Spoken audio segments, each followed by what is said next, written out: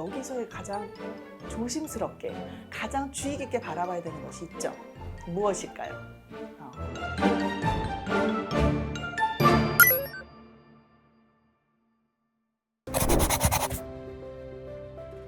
이중언어 아동의 언어 평가는 쉽지 않죠.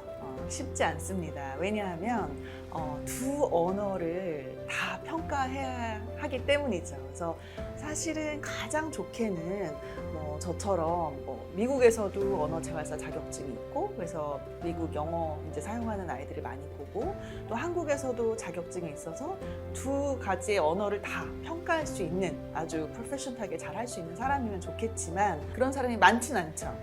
미국의 SLP라고 해서 다 그거를 또 다른 언어를, 이중 언어를 다 잘하는 것도 아닙니다. 왜냐면 그 사람들은 또 그냥 하나의 언어만 전문적으로 하고 있으니까요. 그래서 미국에는 사실 많지는 않지만 바이링구얼 SLP 프로그램들도 또 있어요. 무슨 말이냐면 이중 언어 아동을 평가할 수 있는 언어 재활사를 양성해내는, 트레이닝해내는 또 프로그램들이 좀 있긴 있는데, 여하튼 그래서 이제 한국에서 지금 진행되는 이중언어 아동 이제 평가 때 그러면 못하냐? 내가 두 언어를 다 못하니까 못하느냐? 그건 아니죠. 전문가들이 같이 협업을 해서 진행할 수 있습니다. 지금 현재 ICA Lab 저 같은 경우도 물론 아동이 이제 오게 되면 다양한 곳에서 와요. 한국에는 SFS, Seoul Foreign School, 그다음에 서울 외국인 학교가 있고, SIS, KIS, Dulwich, Dwight, 제주도의 NLCS, Chadwick, 아니면 ECLC 한남동에 다양한 곳이 있고, 캐나다, 미국, 인도, 이번 여름에 말레이시아에서도 오고, 홍콩, 베트남, 영국 등등등 다양한 곳에, 왜? 그곳에 다 한국어, 영어, 이중언어 사용자들이 살고 있죠. 부모님 한국어 사용하시고 외국에 나가서 살지만 국제학교에 이제 다니다 보니까 영어를 사용하게 되고, 그럼 한국어, 영어, 이중언어 아동인 거예요. 그래서 이러한 아동을 위해서 이곳에서 평가도 하고 혹시 도움이 필요하면 지원을 합니다. 예를 들어서 저희야 이제 같은 이런 이중언어 아동을 위해서 다 트레이닝이 돼 있지만 그렇게 안 된, 한국에 있는 외국인 학교에 상주하고 있는 SLP들도 있어요. 그런데 그 사람들은 영어만 하잖아요.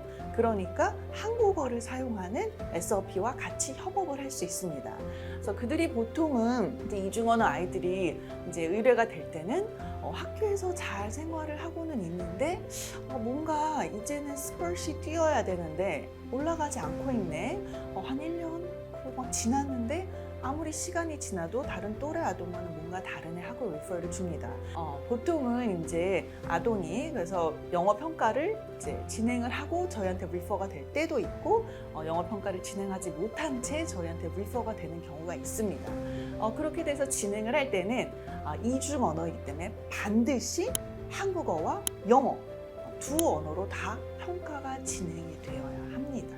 그래서 한국어로 좋음, 발음 잘 하고 있는지, 연령에 대비 모든 발음도 좋은 점들을 잘 찍고 있는지, 어휘는 어떤지, 문장 따라 말하기는 어떤지, 화용은 어떤지, 학년기면 읽기 쓰기는 어떤지가 한국어로 쭉 진행이 되고, 또 다른 나라에 오면 영어 또 진행이 되겠죠. 영어로 조음 의문은 어떤지, 어휘는 어떤지, 문법, 구문은 어떤지, 화용 어떤지 등등등 읽기 쓰기까지 쭉 다 갑니다. 그러니 영어와 한국어를 쭉 다 가는데 여기서 가장 조심스럽게, 가장 주의 깊게 바라봐야 되는 것이 있죠. 무엇일까요? 무엇이냐면 응시 검사 도구 편에서 제가 말씀드렸듯이 한국어 검사 도구, 영어 검사 도구를 했을 때 그 규준이 영어권에서 영어만 사용하는 아이들을 대상으로 규준이 이제 개발이 된 거죠. 한국 검사 도구도 한국어만 사용하는 아이들의 어떤 기준이 있는 거예요. 그래서 이거를 볼 때는 굉장히 주의를 요망합니다. 그렇겠죠. 왜냐면 이 아이들은 두 언어에 노출이 됐으니까. 하지만 여기서 또 한 가지 강조하고 싶은 것은 가장 이제 많은 오진이 나는 이유가 이중언어는 원래 느리잖아. 두 개를 배우니까 원래 느린 게 당연한 거 아니야? 하고서 조금 느려도 그냥 이렇게 지나치는 경우, 또는 반대인 경우죠. 뭐가 이상하네. 아까 같은 경우 공식 검사도 오랜데 막 다 떨어져요. 다 못해. 그러면 얘는 장애인가 보다 라고 또 잘못 오진을 할 수 있어요. 그래서 이중언어 아동을 많이 저처럼 오래 본 사람들, 또는 이런 분야에 있어서 well trained, 잘 트레인된 사람들이 아주 디테일하게 정말 데이터를 분석을 해야 돼요.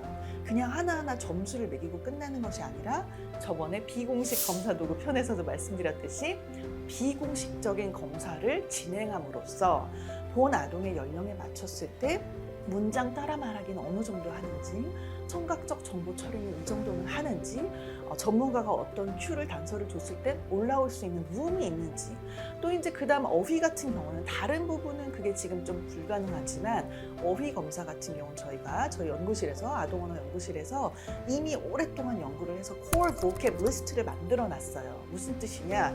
한국어에서 어휘 검사하는 검사 도구가 있거든요. 미국에서도 검사 도구들이 있어요. 어휘 PPBTA, EOWPBT 이렇게 해서 쭉 있습니다. 그래서 그 검사 도구를 돌렸을 때 예를 들면 한국어로 검사를 돌렸는데 이 어휘를 한국어로 몰라요. 그러면 거기에 정확하게 맞는 영어 어휘를 그냥 대충 할 수가 없어요. 정확하게 맞는 영어 어휘를 저희가 오랜 연구 끝에 core vocab을 만들어 놨어요. 그래서 바꿀 수 있는 어휘 리스트. 반대로 영어권 어휘 검사를 했는데 이 아이가 영어로 물어봤을 때 몰라요. 그러면 한국어로는 아나? 라고 물어볼 수 있는데 그 아무 어휘나 사전을 찾아서 할 수는 없고요. 여러 가지 어휘 중에 딱 정확한 어휘를 이제 만들어 놓은 것이 있어서 그 core vocab을 질문을 합니다. 그렇게 되면 한국어로는 몰랐는데 영어로 하니까 알아요. 자, 그러면 괜찮다고 했죠. 그게 conceptual scoring이라고 했고, 또 반대로 영어권의 영어 검사를 했는데 몰라서 한국어로 물어봤더니 알아요. 그럼 괜찮다고 했죠. 그래서 어휘 능력에 있어서 어려움이 있는지 없는지도 그런 식으로 core vocab 리스트로 이제 채점을 할 수 있는 방안이 있습니다. 그래서 그러다 보니까 영어와 한국어 모두를 다 검사를 해야 되는데 와, 정말 어렵다 이렇게 생각하시는 부분들이 있을 거예요. 부모님들은 그냥 전문가한테 맡기면 되니까 괜찮은데 이 영상을 전문가들이 듣고 있으면, 그리고 나는 한국말밖에 못하는데 그럴 땐 걱정하지 않으셔도 돼요. 가장 꿀팁은 뭐냐?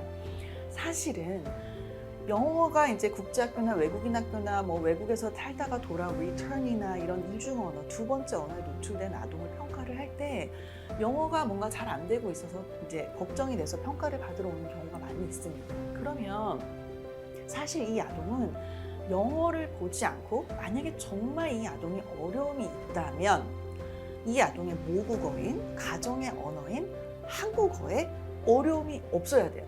이 한국어에 어려움이 없으면 사실 이 아동은 언어 장애가 아닌 거예요. 그러니까 한국어에 모국어에 어려움이 없다면 이 아동은 언어를 습득하고 학습하는 기저에 문제가 없는 아동임을 반증하는 거기 때문에 설사 영어 평가를 재활사가, 한국 언어 재활사가 정확하게 지금 러닝 이거를 평가할 수 없더라도 한국 검사 도구를 공식 검사 도구도 했고 비공식적으로도 쭉 했는데 이 아이가 괜찮아요. 잘하고 있어요. 연령 대비.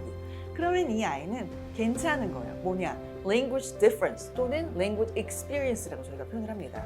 영어권의 어떤 언어 경험 또는 영어권의 언어의 어떤 그 전반적인 자신의 그 지식들이 아직은 많이 축적되지 못해서 보이는 어떤 어려움이라고 판단을 하는 거예요. 그러므로 그 아동들은 치료적인 접근이 아니라 학교에서 어떻게 좀 도와줄 수 있는지, 가정에서 좀 어떻게 도와줄 수 있는지 다양한 권고는 할 수 있겠죠. 또는 책 읽기 활동을 한다든지 그래서 다른 권고사항이 들어갑니다.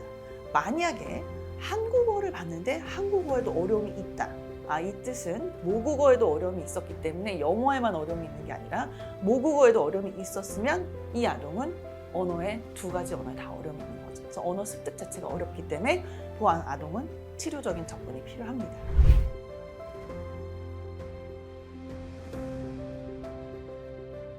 그래서 이중언어 아동의 어떤 언어 평가가 사실은 굉장히 딥하고 굉장히 오래는 걸리는 작업이에요. 저희가 첫 번째 세션에 오면 한국어 하고 두 번째 세션에 영어 하고 그다음 또 학령기 오면 읽기 쓰기도 봐야 되고 화용도 봐야 되고 말더듬하면 말더듬도 봐야 되고 다양하게 볼 게 너무 많아서 굉장히 오래 걸리는 작업이지만 아주 철저하게 평가를 해서 전문가가 열심히 아주 최선을 다해서 또 심혈을 기울여서 아주 섬세하게 분석을 한 후 결정을 내리는데 꼭 기억하실 것은 두 언어를 모두 다 평가를 해야 된다는 것입니다.